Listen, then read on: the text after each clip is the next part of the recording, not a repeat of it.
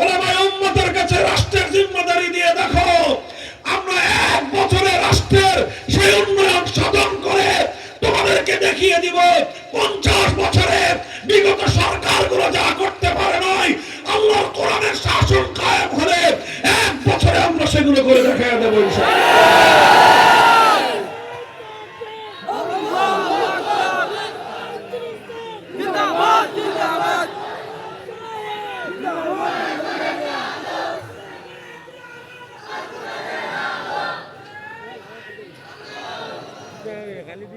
আমার দেশের উন্নয়নের গল্প শোনা যায়। কিসের গল্প?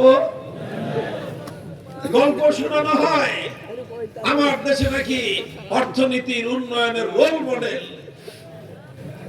অর্থনৈতিক অনেক উন্নতি হয়েছে। কিভাবে বুঝলাম? পার ক্যাপিটা ইনকাম বেড়ে গেছে অনেক। পার ক্যাপিটা ইনকাম বুঝেন? মাথা পিছু আয়। কি আয়? মাথা পিছু আয় বুঝেন না? গড় আয়, গড় আয়। গড় আয় তো বুঝেন? আয়ের একটা গড় আছে। আমাদের দেশের বর্তমানে অনেক গড় আয়, তারা রাষ্ট্র যা হিসাব দেয় প্রায় কত $10,000 না কত যেন পার ক্যাপিটা ইনকাম বলে মাসে। গড় আয়ের হিসাব দেওয়া যায়। হ্যাঁ, গড় আয় বেড়েছে, দেশের জিডিপি বেড়েছে, দেশের পার ক্যাপিটা ইনকাম বেড়েছে।